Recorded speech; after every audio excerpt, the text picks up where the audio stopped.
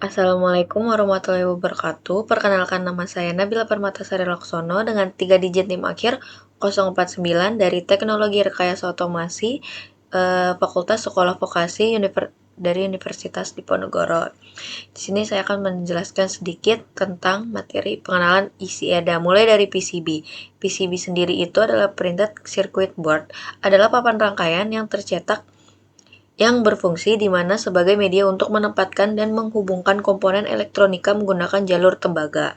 Dalam sistem elektronika seperti robotika dan IoT, PCB berperan sebagai pusat integrasi antara mikrokontroler, sensor, aktuator, modul komunikasi, dan catu daya sehingga sistem dapat bekerja secara stabil. Berdasarkan jumlah lapisan tembaganya, PCB dibedakan menjadi single layer, double layer, dan multi layer. Single layer digunakan untuk rangkaian sederhana, double layer untuk rangkaian dengan tingkat kompleksitas menengah seperti mikrokontroler dan IoT dasar, sedangkan multi layer digunakan untuk rangkaian kompleks dan berkecepatan tinggi yang membutuhkan ukuran papan lebih kecil. PCB sendiri memiliki material FR4 fiberglass epoxy, merupakan bahan PCB yang paling umum digunakan karena memiliki daya isolasi listrik yang baik. Ketebalan tembaga pada PCB dinyatakan dalam satuan ounce. 1 ounce setara dengan ketebalan sekitar 35 mikron, sedangkan 2 ounce sekitar 70 mikron. PCB dengan 1 ounce copper umumnya digunakan untuk rangkaian sinyal dan arus kecil hingga menengah. Sementara itu 2 ounce copper mampu menghantarkan arus yang lebih besar, memiliki hambatan lebih rendah, serta lebih tahan terhadap panas, sehingga cocok digunakan pada rangkaian power supply, driver motor, dan sistem daya. Semakin tebal lapisan tembaga, semakin besar kapasitas arus yang dapat dialirkan tanpa menyebabkan kenaikan suhu berlebih. Alur kerja desain PCB dimulai dari penentuan spesifikasi sistem, kemudian dilanjutkan dengan pembuatan skematik rangkaian. Setelah skematik selesai, dilakukan proses layout PCB untuk menentukan posisi dan jalur komponen. Selanjutnya, desain diekspor menjadi file Gerber sebagai standar manufaktur. File Gerber tersebut kemudian dikirim ke layanan manufaktur PCB seperti JLC PCB untuk proses produksi PCB fisik. Oke, lanjut, kita langsung masuk ke bagian IC-EDA. IC-EDA ini adalah software Electronic Design Automation atau EDA berbasis browser dan desktop yang digunakan untuk membuat skematik rangkaian dan layout PCB. IC-EDA sendiri dipakai karena mudah digunakan dan gratis untuk fitur dasar. IC-EDA memiliki hubungan langsung dengan LCSC sebagai penyedia komponen elektronik dan JLC PCB sebagai layanan pembuat PCB. Sebagai desain dapat langsung dilanjutkan ke proses produksi. Perbedaan IC-EDA standar dan IC-EDA Pro adalah IC-EDA standar atau berjalan secara online melalui browser, tidak memerlukan instalasi atau diinstal, cocok untuk pemula dan praktikum.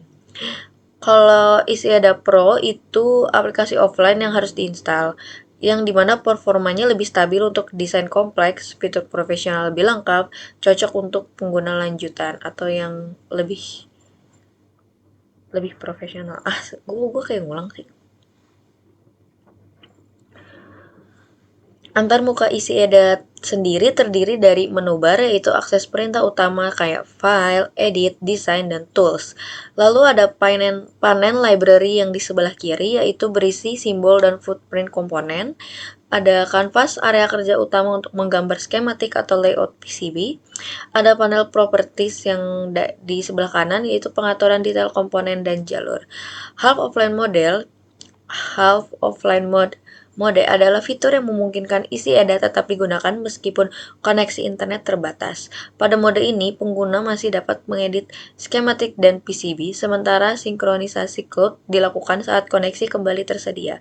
Fitur ini berguna untuk menjaga kelancaran desain saat jaringan tidak stabil. Fitur-fitur utama IC-EDA sendiri di sini ada 9. Yang pertama itu ada schematic editor untuk menggambar rangkaian logika. Yang kedua ada PCB editor untuk membuat layout fisik PCB. Yang ketiga ada LCSC library, yaitu akses langsung ke komponen siap produksi. Yang keempat ada IRC, electrical rule check, yaitu untuk memeriksa kesalahan logika rangkaian. Yang kelima ada DRC, design rule check, yaitu memeriksa kesalahan desain PCB. Yang keenam itu ada auto router, untuk routing jalur otomatis, kayak dia otomatis gitu loh buat jalur-jalur di PCB-nya. Yang ketujuh itu ada cover area, yaitu pembuatan ground plane. Yang kedelapan itu ada 3D view atau visualisasi PCB dalam bentuk 3D. Yang ke-9 itu ada Gerber export, yaitu menghasilkan file standar manufaktur PCB. Oke, selanjutnya adalah tutorial video instalasi isi EDA beserta pembuatan rangkaian sederhananya. Di sini kita langsung cari isi EDA. Nah, ini ada rekomendasi paling atas. Nah, ini kita klik. Langsung kita klik yang bagian download. Sebelum kita install, kita harus login terlebih dahulu.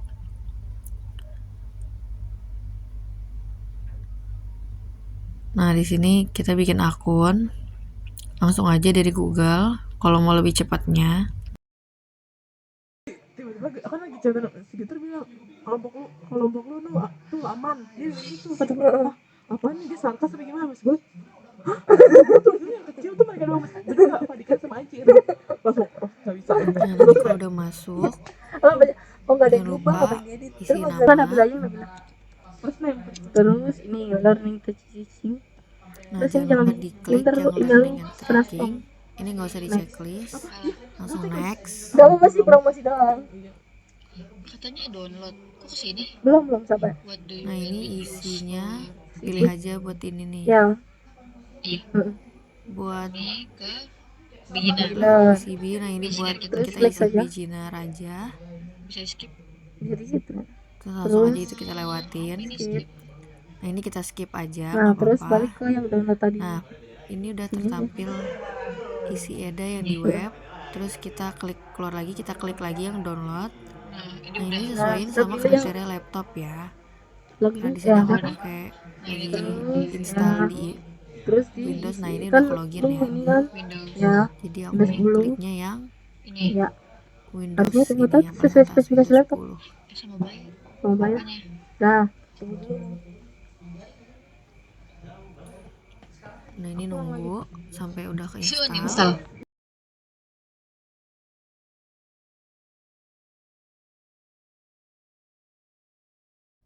Kalau udah selesai keinstallnya, kita langsung open file, klik yes. Nah, ini klik ini aja, install for me. Kita tunggu, terus ini kita langsung next aja. Nah, ini jangan lupa pindah ke yang I accept, langsung next. Nah, ini kita pilih mau disimpan di mana, di folder mana, karena di C aku penuh jadi aku simpannya di di E. Langsung next. Nah, ini udah benar penyimpannya di sini, next lagi. Nah, ini udah tahap terakhir, lalu kita klik install sambil nunggu. Nah, ini kalau udah selesai, langsung klik finish. And then iya Kamu benar. nggak usah tambahin downloadnya, ini aja webnya aja, kayak kasih tahu nih downloadnya di sini. Nah, terus coba kita cek dulu. Nah, nih isi EDA. Oh, ini kode. Ya, isi EDA Pro-nya udah keinstall, kita tunggu. Tadi sih udah, tapi error dari rangkaiannya nggak Di jelas. sini tuh Ini terus lu buka yang ini dulu. Benar. Ini bawah nih. Kalian download di ini desktop. jangan lupa klik yang ini nih. Ya, Pastiin login dulu. filenya. Nah, bawah. Terus ini sensor Bawah. Nih. Nah, download configuration file. Di download juga. Nah, terus buka yang di Ini dulu. ya isi ada lagi. Isi EDA. Terus import. File yang tadi telah kita install, kita tambahkan di Di sini. mana ya? Download. Nih, Pasti bisa mana download sih. download. Enggak deh kayaknya. Oh, Demi ini. apa? Enggak, coba. Di E. Soalnya kalau download tuh masuknya C. Karena apa namanya pengaturan berikutnya udah aku ini buka ya karena di sini penuh. Nah, kayak gini kita open, klik open. Itu mah ini Nah, ya langsung lanjut activate aja. Ini juga Megatron masih. lah iya Oke, ini tampilannya kayak gini. Itu buat nge-backup aja. Nah, ini bakal langsung proses. Nah, ini tampilan awalnya isi Eda Pro kayak gini nih. Nah, langsung aja kita klik new project. Kalau buat bikin, ini buat namanya. Kita coba-coba aja, tulis coba. Nah, ini tempat nyimpan filenya yang bakal kita buat ini mau disimpan di mana. Kalau di sini aku bakal nyimpan di E lagi. Di bagian aku belum bikin folder. Aku bikin folder dulu.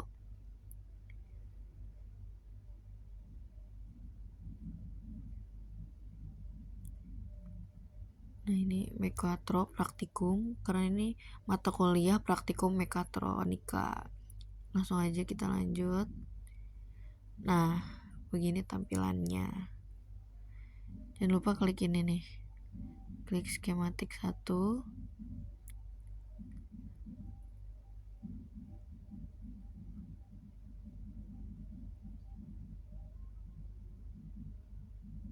Nah, ini bawah tuh bagian library-nya. Terus ini samping tuh ada common library-nya. Nah, ini komponen-komponennya kayak gini. Di sini kita bikin rangkaian sederhananya aja. Nah, ini komponennya kita cari. Kalau nggak ada di common library, kita cari di bawah library di bagian search-nya. Di sini untuk melihat tampilan 3D-nya kita pencet design, pencet yang paling atas, update skematik. Ini kita tunggu. Nah, nanti tampilannya kayak gini, kita langsung apply.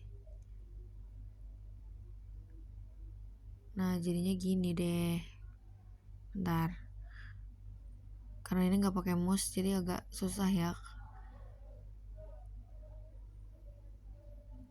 Nah, gini tampilannya. Nah, ini dikotakin dulu.